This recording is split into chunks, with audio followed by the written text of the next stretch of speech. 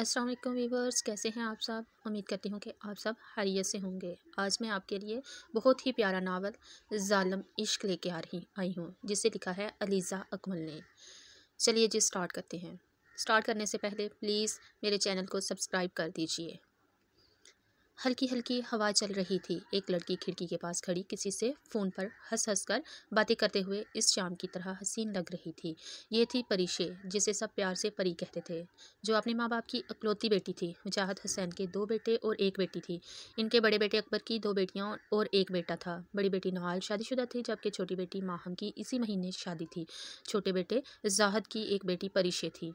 फ़ाइज़ा, जो अकबर से छोटी और ज़ाहद से बड़ी थी, शौहर की वफ़ात के बाद ज़ाहदा के पोषण में रहती थी।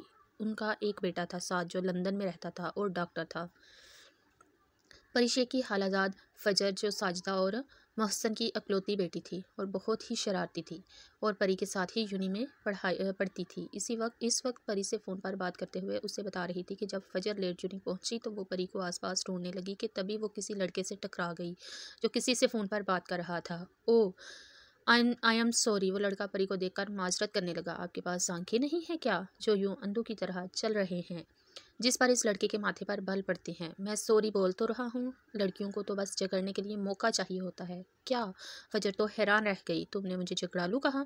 तो इस लड़के ने कंधे उचका दिए, जैसे कह रहा हो, बिल्कुल अच्छी तरह पता है मुझे तुम कैसे लड़कियों का अ, जो लड़कियों से टकराने के बहाने ढूंढते हो। बड़े आए मुझे झगड़ालू कहने वाले। फहर ने गोया हिसाब बराबर किया। अगर मुझ जैसे लड़कों से टकराने का शौक नहीं है, आपको तो खुद देकर चलें, जगालू लड़की। ये कहकर वो लड़का ये जा वो जा फजर इससे जाता हुआ देखने लगी और गुस्से में पैर पटक कर आगे बढ़ गई। ये सुनकर परी हंसने लगी कि किसी ने फहर को झगड़ालू कहा और उसने गुस्से में फ़ोन बंद कर दिया। रात को जाहिद, आबदा बेगम, फाहरा बेगम और परी डिनर कर रहे थे। तो जाहिद ने परी से पूछा, बेटा आपकी पढ़ाई कैसी जा रही है? बहुत अच्छी। जाहिद ने कुछ सोचते हुए हनकारा भरा। पढ़ाई के बाद क्या करने का इरादा है? जाहिद ने फिर पूछा। अभी कुछ सोचा नहीं मैंने, परी ने कुछ ताक़ुफ़ के बाद बोली। तभी डोरबेल बजी। नौकर ने दरवाज़ा खोला तो फजर अंदर दाखिल हुई, जिसे देखा सब खुश हो गए। फजर सबको सलाम करके वहीं बैठ गई और बेतकल्लुफ़ होकर खाने लगी।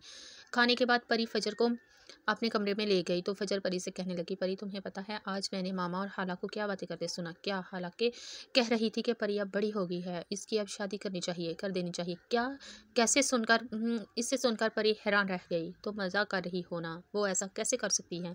परी ऐसा कहकर बाहर जाने लगी तो फजर इससे रोक लेती है। अरे जज्बाती लड़की, रुको, कौन सा तुम्हारी बारात दरवाजे पे खड़ी है कि तुम्हें ब्याह देंगे? जब वो तुमसे पूछेंगे तुम इनकार कर देना। परी फजर की बात से मुत्तफिक होकर पुरस्कून हो जाती है। अगले दिन परी और फजर यूनी जाती हैं तो सर फरकान सबको बताते हैं कि अगले हफ्ते आप सबकी पार्टी है, जो सुनकर सब एक्साइटेड हो जाते हैं। लेक्चर के बाद परी और फजर ग्राउंड में बैठकर बातें कर रहे होते हैं। यूनी में पार्टी कितना मज़ा आएगा। परी खुश होकर कहती है, मैं तो आज ही शॉपिंग पर जाऊंगी और तुम भी मेरे साथ चलना। ओके। अभी वो दोनों बातें कर ही रही होती हैं कि इन्हें अपने पीछे से किसी की आवाज़ आती। Excuse me. फजर ने मुड़कर देखा तो ये वही लड़का था जिससे इसकी लड़ाई हुई थी, और इसे देखते ही फजर के चेहरे पर नागवार के तासरात उभरे। फजर, फजर नाम है मेरा। वट एवर, आपका फ़ोन कहाँ है? क्यों, आपका बैलेंस ख़त्म हो गया है क्या? वैसे दिखने में तो काफ़ी वेल ऑफ लगती हैं। जो सुनकर इस लड़के के चेहरे पर तंजिया मुस्कुराहट नमूदार हुई। आपको गैर सोचे समझे बोलने की आदत है क्या? जिस पर फजर की आंखें फैल गई। गैर सोचे समझे बोलने की आदत मुझे नहीं, आपको है। और मैं क्यों आपको अपना फ़ोन दूँ? मुझे क्या पता आप कौन हैं, और अगर आप मेरा फ़ोन लेकर भाग गए तो मेरे पास तो कोई सबूत नहीं होगा कि मैंने आपको अपना फ़ोन दिया है। जिस पर वो लड़का अपनी गर्दन नफ़ी में हिलाने लगा, जैसे कह रहा हो तुम्हारा कुछ नहीं हो सकता, और फिर एक गहरी सांस भरकर कहने लगा, फ़ोन तो मैं आपका सच में लेकर भाग सकता हूँ और आपके पास सच में कोई सबूत नहीं होगा, लेकिन अगर मुझे ऐसा ही करना होता तो मैं आपके पास ना आता। तो फजर ने इसकी बात बीच में काट दी और कहने लगी, ओह, तो आपने जेब काटने की ट्रेनिंग भी ले रखी है? जिस पर इस लड़के के माथे पर बल पड़े। मैं आपको कोई चोर नज़र आ रहा हूँ? जिस पर फजर ने कंधे उचका दिए, जैसे कह रही हो ऐसा हो भी सकता है। इस दौरान फजर दोनों की तरफ हैरानी से देखते हुए ये जानने की कोशिश कर रही थी कि आखिर माजरा क्या है। तो ठीक है, फिर आप समझे कि आपका फ़ोन सच में चोरी हो गया है, क्योंकि जो फ़ोन आप कैंटीन में छोड़ आई थी और मैं आपको देने आया था, वो तो अब आपको मिलने से रहा, क्योंकि चोर चोरी की हुई चीज़ें वापस थोड़ी करता है। अलियान फजर का फ़ोन इसके सामने लहराता हुआ कहने लगा। फजर फ़ौरन अपना फ़ोन बैग में ढूंढने लगी और ना पाकर अलियान को इधर उधर तलाशने लगी, जो उसे कहीं नज़र ना आया। जब अलियान फजर को कहीं नज़र ना आया तो उसने परी से उसका फ़ोन मांगा और अपने नंबर पर कॉल की। दूसरी तरफ से कोई फ़ोन नहीं उठा रहा था। आहट चौथी दफ़ा फ़ोन करने पर उठा लिया गया। हेलो मिस्टर अलियान, अलियान नाम है मेरा। वट एवर, मुझे मेरा फ़ोन वापस करो। मोहतरमा, किस फ़ोन की बात कर रही हैं आप? मैं इस फ़ोन की बात कर रही हूँ जिससे तुम इस वक्त बात कर रहे हो, फजर ने चबा चबा कर कहा। हाँ, लेकिन आपके ख्याल में तो ये फ़ोन चोरी हो गया है ना, और चोर चोरी की हुई चीज़ें कभी वापस थोड़ी करता है। फजर ने आहट थक कर एक सर दाह भरी। आलियान, आई एम सॉरी, मुझे नहीं पता था, प्लीज़ मुझे मेरा फ़ोन वापस कर दो। सुनते ही बेसाख्ता आलियान के चेहरे पर मुस्कुराहट नमूदार हुई। अब मैं सोच सकता हूँ। एक काम करना, कल आकर यही लफाज दोबारा दोहराना, तब हो सकता है मेरा इरादा बदल जाए। बाय। ये सुनते ही फजर का खून होल उठा। बदतमीज़ इंसान, अब मैं पूरा दिन फ़ोन के बगैर कैसे रहूँगी? वापसी पर फजर का मूड बहुत ख़राब था। वो परी को 3 बजे तैयार रहने का कहकर चली गई। परी जब घर पहुँची तो इसे अपनी माँ और पुप्पो वगैरह गैर मामूली तौर पर बहुत खुश नजर आई, लेकिन वो नज़रअंदाज करके तैयार होने चली गई और फजर के साथ शॉपिंग पर चली गई। अभी वो लोग कुछ दूर ही गए थे कि ड्राइवर ने गाड़ी रोक दी। सड़क पर लाइन में एक जैसी 4 गाड़ियां खड़ी थी। ड्राइवर गाड़ी से उतरा और सामने खड़े गार्ड्स, जिनके हाथों में गन्स थी, इनमें से एक गार्ड से पूछा, ये रास्ता क्यों ब्लॉक है? तो इनमें से एक गार्ड ने बताया, शाह साहब की गाड़ी खराब हो गई है, इसलिए वो दूसरी गाड़ी में बैठ रहे हैं। जब ड्राइवर ने आकर ये बात फजर और परी को बताई तो फजर ने झिंझलाकर कहा, अगर इनके शाह साहब की गाड़ी खराब हुई है तो पूरी सड़क क्यों ब्लॉक की हुई है? ये कहते ही फजर गाड़ी से उतरी और नज़र इन गार्ड्स को देखकर आगे जाने लगी। आप आगे नहीं जा सकती, इनमें से एक गार्ड ने इसे रोका। क्यों नहीं जा सकती? तो इन गार्ड्स ने ड्राइवर की कही हुई बात दोहरा दी। तो फजर ने गुस्से में मजीद इजाफा हुआ फजर के गुस्से में मजीद इजाफा हुआ। तो ये आपके शाह साहब का मसला है, मेरा नहीं। हटाओ ये गाड़ियाँ। और ये शाह साहब क्या इतने मोटे हैं जो एक गाड़ी में पूरे नहीं आ रहे, जो ये 4 गाड़ियाँ लाइन में लगा कर खड़ी कर दी हैं? ये किसी के बाप की सड़क नहीं। मैं भी तो देखूँ ये शाह साहब हैं कौन? फजर आगे जाने ही वाली थी कि परी से खींच कर ले गई। क्या यार, क्यों लेकर आई हो मुझे? अभी मैं इसकी अक्ल ठिकाने लगाती, तुम सबके सामने तमाशा लगा रही थी। हाँ, तो इस तरफ सड़क ब्लॉक करके ये लोग तमाशा नहीं लगा रहे। तुम ये छोड़ो, गुस्सा क्यों कर रही हो? देखो हट रही है ना इनकी गाड़ियाँ। आप खुश? परी ने फजर का गुस्सा ठंडा करने के लिए कहा। परी और फजर ने ढेर सारी शॉपिंग की, खाना खाया और फिर वापस आइसक्रीम खाई और इस तरह घर पहुँचते पहुँचते 7 बज गए। परी शॉपिंग बैग्स लेकर घर पहुंची तो सब लाउंज में ही जमा थे। इसे आते देखकर आबदा बेगम ने कहा, इतनी देर कर दी तुमने मामा, टाइम का पता ही नहीं चला। ये कहकर शॉपिंग बैग्स नौकर को दिए और सोफे की पूछ से सर टकाकर आंखें मूंद ली। ये मोहतरमा कौन है?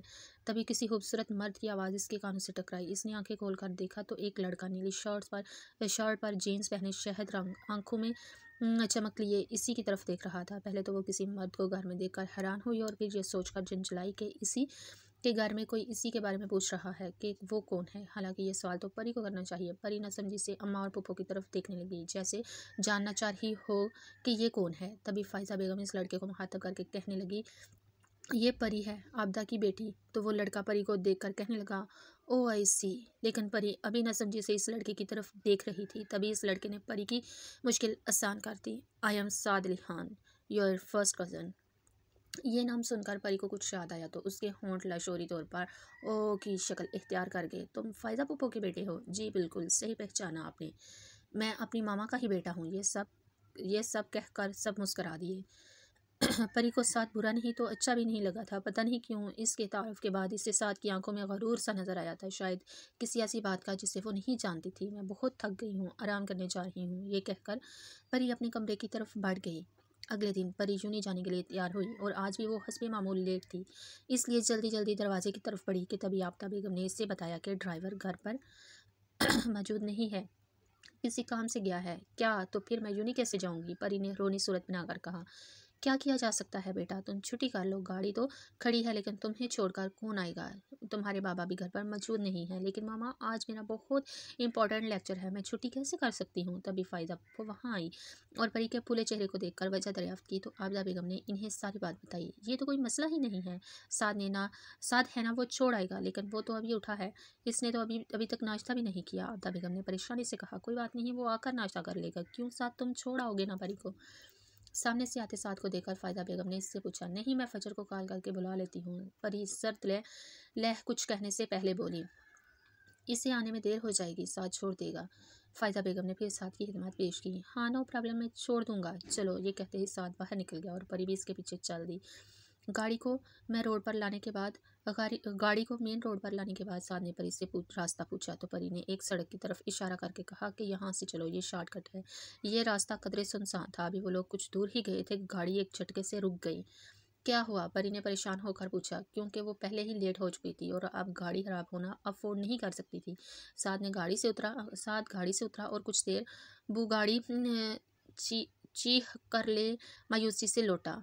चेक करके साथ गाड़ी से उतरा और कुछ देर गाड़ी चेक करके मायूसी से लौटा। गाड़ी खराब हो गई है और यहाँ से कोई टैक्सी भी नहीं मिलेगी, हमें पैदल ही जाना पड़ेगा। ये कहकर वो गाड़ी से उतर गया और परी भी बुरे बुरे मुंह बनाती इसकी तकलीफ में गाड़ी से उतर गई। अगर हम इस तरह चलते रहे तो मैं यूनी कैसे पहुँचूंगी। उससे पूछा तो मैं फजर के साथ चली जाती, इससे तो बेहतर था मैं फजर के साथ चली जाती। ये कहते ही वो फजर को फ़ोन करने लगी, लेकिन वहाँ सिग्नल ही नहीं आ रहे थे। तो मना नहीं कर सकते थे।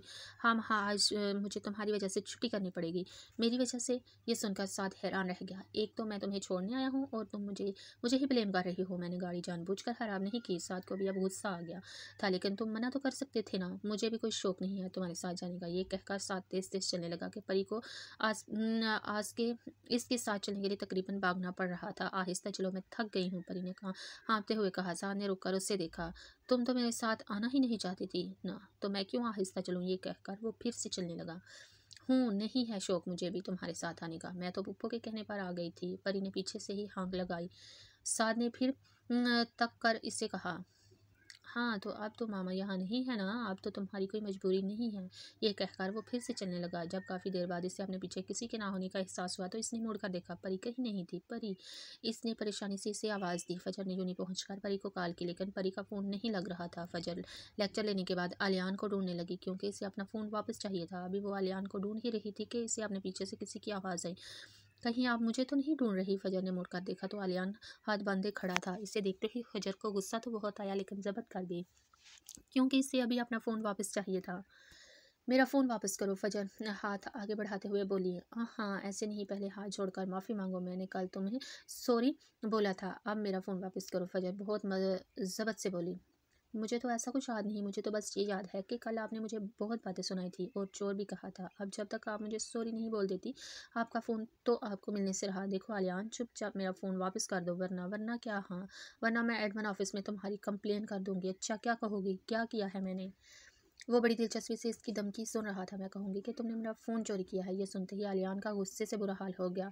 आ गई ना अपनी औकात पर। ये कहते ही आलियान ने पूरी शिद्दत से अपने हाथ में मौजूद फजर का फ़ोन दीवार पर मारा कि फ़ोन टूट कर चकनाचूर हो गया। फजर मुँह खोले अपने टूटे हुए फ़ोन को देखने लगी और होश में आते ही बोली, ये क्या किया तुमने, मेरा इतना कीमती फ़ोन तोड़ दिया।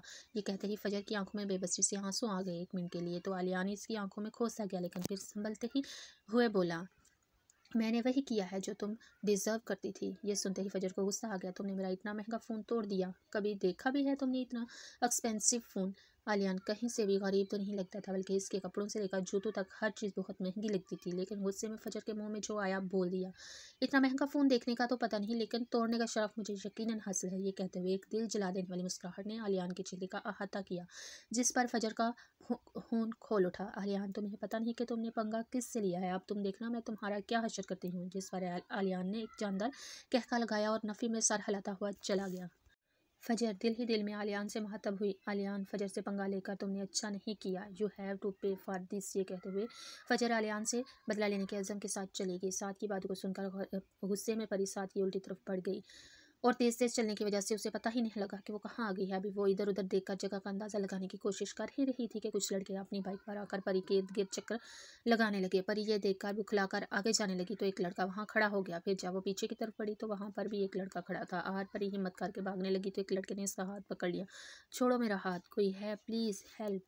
परी रोते-रोते चिल्लाने लगी। तभी किसी ने इस लड़के के मुँह पर मुक्का मारा तो वो लड़ खड़ा कर पीछे गिरा। परी फ़ौरन संभल कर पीछे हटी। अब वो लड़का इन सब लड़कों की पिटाई कर रहा था। परी की तरफ इसकी पीठ थी, लेकिन परी पहचान गई कि वो साथ था, क्योंकि उसने ऐसी ही शर्ट पहनी हुई थी। इन लड़कों को अच्छी तरह पिटाई करने के बाद जब वो भाग गए तो साथ परी की तरफ बढ़ा और इसे कंधों से पकड़कर झंझोड़ा के परी को इसकी उँगलियाँ अपने बाजुओं में प्रविष्ट होती हुई महसूस हुई। "तुम्हारा दिमाग खराब हो गया है क्या? तुम्हारे पास अक्ल नाम की चीज़ है या नहीं? मैंने क्या किया है?" आहर परी ने हिम्मत करके पूछ ही लिया। "क्या किया है तुमने? ये भी मैं बताऊँ तुम्हें?" "हाँ, तो तुम ही कह रहे थे ना कि मैं चली जाऊँ, तुम तो चाहते ही यही थे, तो फिर अब क्यों आए हो?" परी भी गुस्से में चिल्लाई तो साथ ने खींचकर एक थप्पड़ परी के मुँह पर मारा। परी बेयकीनी से साथ की तरफ देखने लगी। "मैं आ गया हूँ ना, तभी तुम यहाँ सही सलामत खड़ी हो।" इससे पहले साथ कुछ और बोलता परी को फजर का फ़ोन आने लगा, शायद जहाँ पर सिग्नल्स मौजूद थे। परी ने फजर को तफसील बाद में बताने का कहकर इसे लेने आने का कहा। साध्वी ने भी घर फ़ोन कर लिया और दोनों इंतज़ार करने लगे। इसी दौरान परी ने एक भी बार साद की तरफ नहीं देखा। इसके दिल में साद के लिए शदीद नफरत पैदा होना शुरू हो गई थी। परी फजर के साथ इसके घर और साद अपने घर चला गया। फजर परी को लेकर अपने कमरे में चली गई और आते ही इससे पूछा, "आप बताओ क्या हुआ है?" तो परी ने इसे सारी तफसील बता दी, जिस पर फजर ने अफसोस से सर नफ़ी में हिलाया। "परी, तुम्हें ऐसे नहीं करना चाहिए था। आई कांट बिलीव दिस फजर। तुम्हें भी लगता है कि वो सही है और मैं गलत। परी, मैं तुम्हें गलत नहीं कह रही, लेकिन तुम्हें इस तरह जाना नहीं चाहिए था। फजर, इसने खुद मुझे जाने का कहा था और तो और इसने मुझे थप्पड़ भी मारा था और तुम इसी की साइड ले रही हो। फजर प्लीज़, तुम मुझे घर भिजवा दो।" परी खड़ी होते हुए बोली। लेकिन परी फजर ने इसे रोकना चाहा। "प्लीज़ फजर, मैं इस वक्त कुछ नहीं सुनना चाहती और तुमने अगर मुझसे साथ की वकालत के अलावा कोई बात करनी हो तो करना। अच्छा ठीक है ना? सॉरी बाबा, तुम अपने कज़न की वजह से मुझसे क्यों नाराज़ हो रही हो?" ये कहते हुए फजर परी के गले लग गई, जिस पर परी मुस्कुरा दी। "हाँ, लेकिन अब मैं चलती हूँ, खुदा हाफिज़।" तो फजर ने भी इसे कुरेदा नहीं और इसे छोड़ने के लिए बाहर की तरफ बढ़ गई, क्योंकि वो नहीं चाहती थी कि किसी की वजह से इसकी दोस्ती खराब हो। फजर परी को घर बाहर छोड़कर आई तो इसे एक बार फिर आलियान की हुई हरकत याद आई। वो परी की परेशानी में कुछ देर के लिए भूल गई थी, तो एक बार फिर गुस्से की लहर इसके अंदर सरायत कर गई। तभी इसने एक बार फिर खुद से अहद किया कि वो आलियान को नहीं छोड़ेगी। तभी इसके दिमाग में एक शरारती आइडिया आया। अब इसे पार्टी का बेसब्री से इंतजार था। अभी वो ये सब सोच ही रही थी कि इसके फ़ोन पर प्राइवेट नंबर ने कॉल आने लगी। इसने कुछ सोचते हुए फ़ोन उठा लिया। "हेलो, कौन बात कर रहा है?" "वही जिसके ख्यालों में तुम गुम हो।" फजर इधर-उधर देखने लगी कि कहीं किसी ने इसकी सोच तो नहीं पढ़ ली। "कौन?" इसने परेशानी से कहा तो दूसरी तरफ मौजूद शख्स ने ज़ोरदार कहका लगाया। "अभी का तो पता नहीं, लेकिन बहुत जल्द ऐसा वक़्त आएगा जब तुम सिर्फ़ और सिर्फ़ मुझे ही सोचोगी।" ये कहते हुए दूसरी तरफ मौजूद शख्स ने फ़ोन काट दिया। "हेलो," फजर ने परेशान से कहा, लेकिन दूसरी तरफ मौजूद शख्स फ़ोन काट चुका था। पता नहीं कौन पागल था, फजर बड़बड़ाती हुई आगे बढ़ गई। परी घर आते ही अपने कमरे में चली गई और आते ही सो गई। शाम को जब उसकी आँखें खुली तो इसे सख्त भूख का एहसास हुआ, क्योंकि इसने नाश्ता भी नहीं किया था। फ्रेश होने के बाद परी ने खाना खाया और अभी वो किचन से निकल ही रही थी कि जाहिद साहब की आवाज़ इसकी समाइतों से टकराई। "परी, बात सुनो।" परी भी लाउंज की तरफ बढ़ गई, जहाँ जाहिद साहब, फ़ायज़ा बेगम, आबदा बेगम और साथ बैठे थे। साद को देखते ही इसके अंदर नागवारी की लहर सरायत कर गई। "जी बाबा।" वो भी जाहिद साहब के सामने वाले सोफे पर टिक गई, जबकि साद जाहिद साहब के साथ बैठा था कि वो आराम से इसे देख सकती थी। "परी, ये मैं क्या सुन रहा हूँ? ये तुमने आज क्या हरकत की है?" जिस पर परी हैरान और परेशान जाहिद साहब को देखने लगी। "मैंने?" परी ने अपनी तरफ इशारा किया। "परी, ऐसे ज़ाहिर मत करो जैसे आपको कुछ पता ही नहीं। अगर गाड़ी खराब हो गई थी तो आप गाड़ी से क्यों उतरी? आपको अंदाज़ा भी है कि आपकी इस हरकत की वजह से साद कितना परेशान हुआ है?" "बाबा, मैंने..." परी अभी कुछ कहने ही लगी थी कि आबदा बेगम ने इसे बीच में टोक दिया। "एक तो वो बच्चा तुम्हें छोड़ने गया और तुम इसी के साथ बदतमीज़ी करके आ गई हो, ये कोई तरीका होता है? बच्चे इस न ब बच्चा इस बच्चे की हरकतें मालूम हो ना, आपको तो पता चले।" पर ये सोचते हुए साद को घूरने लगी, जिसने बेनियादी से कंधे उचका दिए।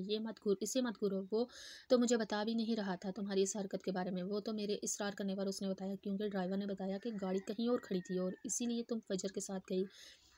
जाहिद साहब ने इसे टोका। "बाबा, मेरी बात, क्या बात सुनो?" ये जानने के बाद कि गाड़ी ख़राब होने पर तुम साथ से बदतमीज़ी करके वहाँ से चली गई। "बाबा, ये झूठ रहा है। परी, हद होती है। एक तो आपने गलती की है और अब आप अपनी गलती मान भी नहीं रही।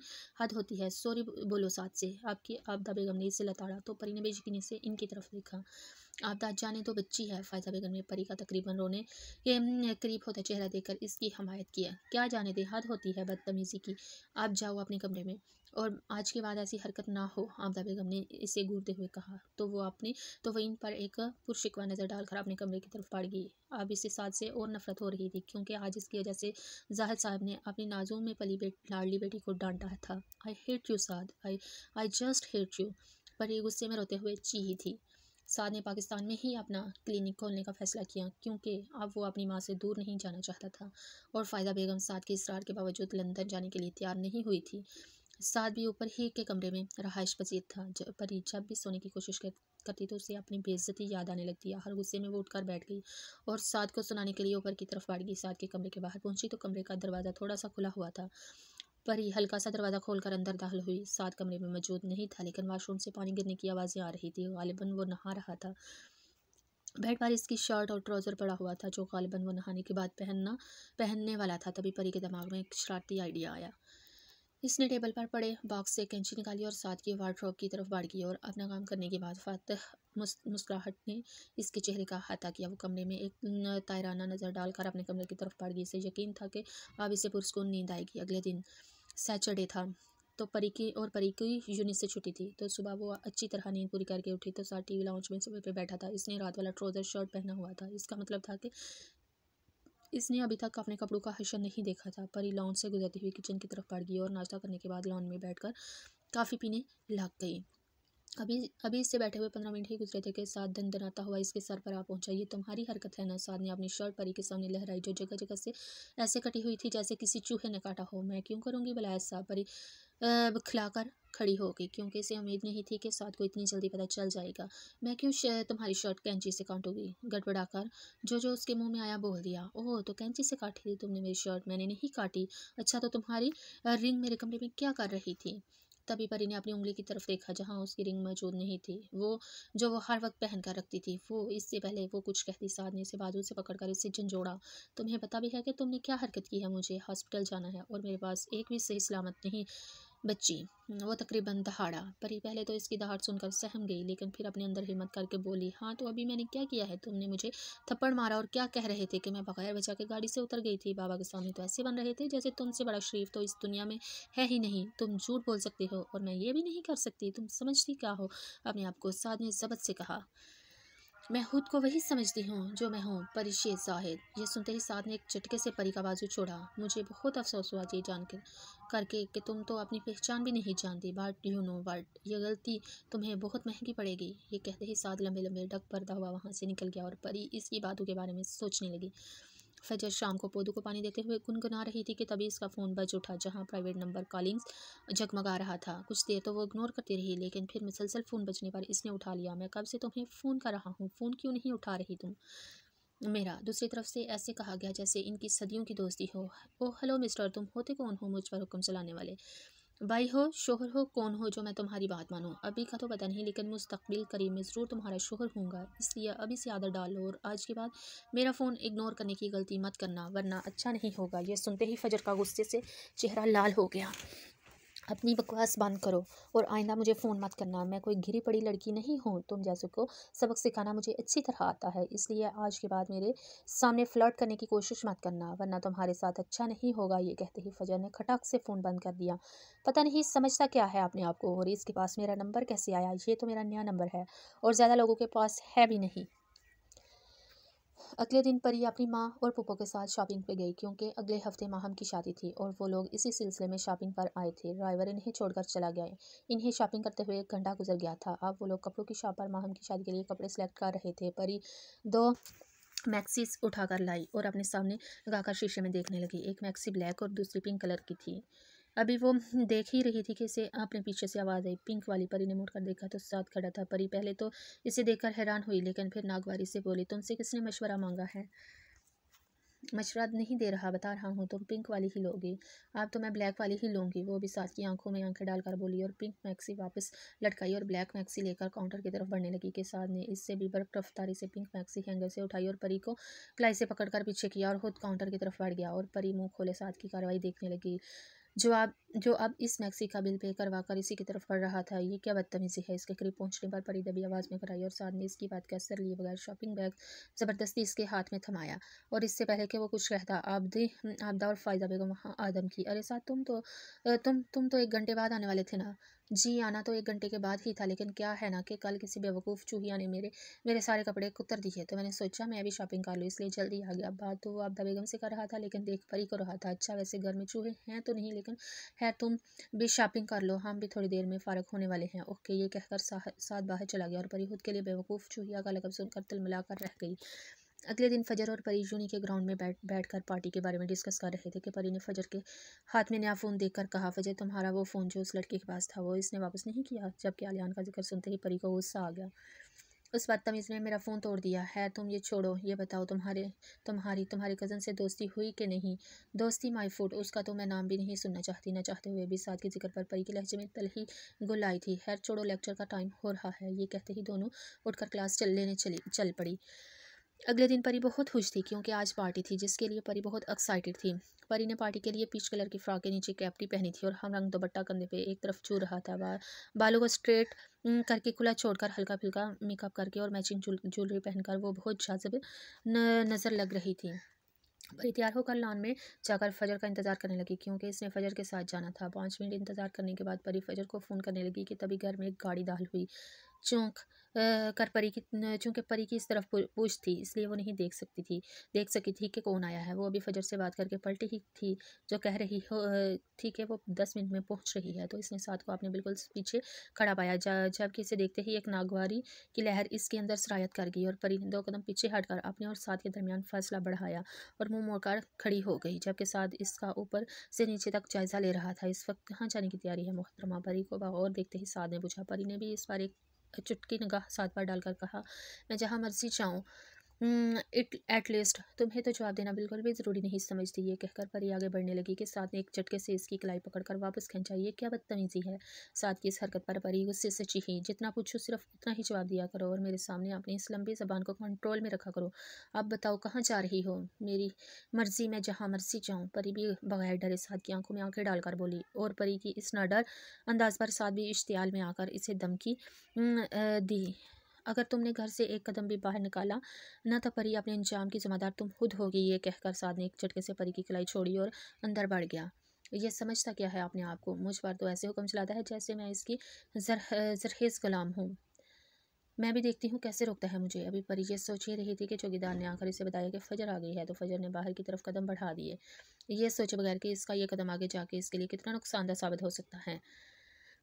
परी फजर के साथ गाड़ी में जाकर बैठी तो फजर ने परी को देखते ही कहा, बहुत प्यारी लग रही हो तुम भी। परी ने भी खुले दिल से फजर की तारीफ की जिसने रॉयल ब्लू कलर की शर्ट फ्रॉक के नीचे कैपरी पहनी थी और हल्के मेकअप के साथ बालों को कर्ल करके दोनों कांधों पर डाला हुआ था और साथ में ज्वेलरी पहनी हुई थी जिसमें फजर नज़र लग जाने की हद तक प्यारी लग रही थी। पार्टी में पहुंचकर फजर की नजरें इधर उधर किसी को तलाश कर रही थी और बलाहर इसकी तलाश तब खत्म हुई जब इसे सामने से आता हुआ अलियान नजर आया, जो ग्रे कलर की पैंट कोट में बालों को जेल से सेट की और हाथ में कीमती घड़ी पहने किसी रियासत के शहजादे से कम नहीं लग रहा था। इसे देखते ही फजर के चेहरे पर मुस्कुराहट आई क्योंकि आज वो आलियान से सारे हिसाब बेबाक करने का इरादा रखती थी। फजर आलियान को देखकर मुस्कुरा ही रही थी कि परी से दोस्तों से मिलवाने के लिए चली गई। अभी फजर अपने दोस्तों के साथ तस्वीरें खिंचवा ही रही थी कि इसके फ़ोन पर प्राइवेट नंबर से कॉल आने लगी, जिसे देखते ही परी समझ गई कि किसका फ़ोन है और गुस्से में बड़बड़ाने लगी। ये बदतमीज़ इंसान अपने आप को समझता क्या है। लगता है इसकी अकल ठिकाने लगानी ही पड़ेगी। और इसके साथ ही वो अपना पार्टी से निकलकर जूनी की बैक साइड पर आ गई और फ़ोन उठा लिया और उठाते ही शुरू हो गई। तो मुझे एक बात बताओ, तुमने क्या डीट पन्ने में पीएचडी की हुई है। एक दफ़ा कही हुई बात तुम्हारी समझ में नहीं आती। मैंने तुम्हें कहा था ना कि आज के बाद मुझे फ़ोन मत करना। फजर इंतहाई गुस्से में गोया हुई। अब तुम इस तरह कांटों से लैस होकर आओगी तो तारीफ कैसे किए बिना कैसे रहता। वैसे तो हर कलर में ही तुम प्यारी लगती हो, लेकिन ब्लू कलर में तो सच में क़यामत ढहा रही हो। अब तुम इसे डीटपन कहो कि मोहब्बत। मुझे दिलो जान से तुम्हारा दिया हुआ हर लकब मंजूर है और मुझे यकीन है कि तुम मुस्तकबिल में मेरे लिए भी इसी तरह तैयार हुआ करोगी। और हाँ, जल्दी घर चले जाना। रात की पार्टी में ज़्यादा देर में तुम्हारा रहना अफोर्ड नहीं कर सकता। जबकि इसकी बात सुनकर फजर हैरान रह गई। इससे कैसे पता कि मैंने किस कलर के कपड़े पहने हैं और मैं क्या यहाँ हूँ। क्या ये शख्स मेरे बारे में इस कदर बाखबर है। और हैरान होने के साथ इसे गुस्सा भी आया था। तुम कौन हो और ये सब कैसे जानते हो मेरी जान। तुम्हें ये जानने का इतना शौक क्यों है कि मैं कौन हूँ। चलो आज मैं तुम्हें बता ही देता हूँ। आहर को तुम्हें मेरे साथ रहना है तो मेरे बारे में जानना भी ज़रूरी है। बंदे को शाह कहते हैं और जहाँ तक तुम्हारे बारे में जानने की बात है तो अगर तुम्हें जानूँ जानूँगा नहीं तो तुम्हारे साथ एडजस्ट करने में प्रॉब्लम होगी। ना बकवास बंद करो।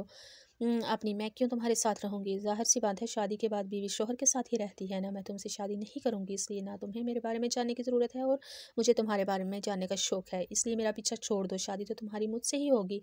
क्योंकि शाह को जो चीज़ पसंद आ जाए वो उसे हासिल करके रहता है। ये बात अपने दिमाग में बैठा लो, वरना मुझसे बुरा कोई नहीं होगा।